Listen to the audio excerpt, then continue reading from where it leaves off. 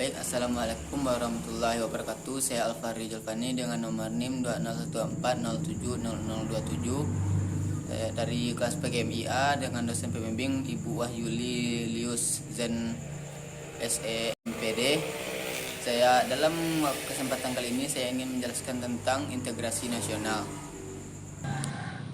Yang pertama, bentuk integrasi di Indonesia melalui semboyan Bhinneka Tunggal Ika. Konsep integrasi menjadi persyaratan utama terciptanya persatuan dan kesatuan bangsa karena konsep integrasi mampu membaurkan batasan-batasan berupa perbedaan menjadi kesatuan yang utuh dan menyeluruh selaras dengan prinsip Bhinneka Tunggal Ika. Yang kedua, upaya mendukung Bhinneka Tunggal Ika. Yang pertama, menanamkan nilai-nilai Pancasila. Yang kedua, menghilangkan kesempatan untuk berkembangnya tindakan KKN. Dan yang ketiga, meningkatkan ketahanan rakyat. Dan yang keempat, membentuk satuan sukarela yang terdiri dari unsur masyarakat, TNI dan Polri untuk memerangi separatis. Dan yang kelima, menumpas setiap gerakan separatis secara tegas dan tidak kenal kompromi. Yang ketiga, istilah integrasi nasional. Integrasi nasional berasal dari dua kata, yaitu integrasi dan nasional. Istilah integrasi mempunyai arti yang pembauran sehingga menjadi kesatuan yang utuh. Istilah nasional mempunyai pengertian kebangsaan, bersifat bangsa sendiri, meliputi suku bangsa seperti cita-cita nasional. Dan yang keempat, faktor pendorong integrasi nasional. Yang pertama, perasaan senasib. Yang kedua, keinginan untuk bersatu di kalangan bangsa Indonesia.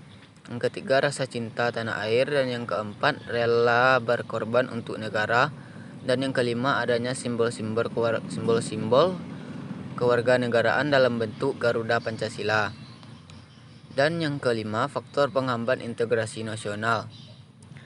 Masyarakat Indonesia yang heterogen. Dan yang kedua, wilayah Indonesia yang begitu luas. Dan yang ketiga, besarnya kemungkinan ancaman, tantangan, hambatan yang berasal dari luar maupun di dalam. Dan yang keempat, adanya paham etnosentrisme. Dan yang kelima, lemahnya nilai-nilai budaya bangsa. Yang selanjutnya ialah strategi integrasi nasional, yang terdiri dari 3 macam strategi. Yang pertama, strategi asimilasi. Strategi asimilasi adalah proses pencampuran 2 macam kebudayaan atau lebih yang menjadi suatu kebudayaan yang baru. Dan yang kedua, strategi akulturasi. Strategi akulturasi adalah proses pencampuran 2 macam kebudayaan atau lebih sehingga memunculkan kebudayaan yang baru, di mana ciri-ciri budaya asli pembentukannya masih tampak dalam kebudayaan baru tersebut. Dan yang ketiga, strategi pluralis. Strategi pluralis adalah paham yang menghargai terdapatnya perbedaan dalam masyarakat. Yang selanjutnya, isu-isu integrasi nasional. Yang pertama, di bidang politik. Adanya ancaman yang berasal dari dalam dan di luar negeri. Yang kedua, di bidang ideologi. Di bidang ideologi lain yang cukup mengancam eksistensi ideologi komunis dan liberalisme. Dan yang ketiga, di bidang ekonomi. Yang paling nyata di dalam bidang ekonomi adalah globalisasi ekonomi. Dan yang keempat, di bidang sosial budaya, yang terdiri dari isu-isu kemiskinan, kebodohan dari luar, terorisme, separatisme. Dan yang kelima, di bidang pertahanan dan keamanan. Yang selanjutnya, memilih strategi integrasi yang ketat untuk masyarakat Indonesia. Yang pertama, asimilasi.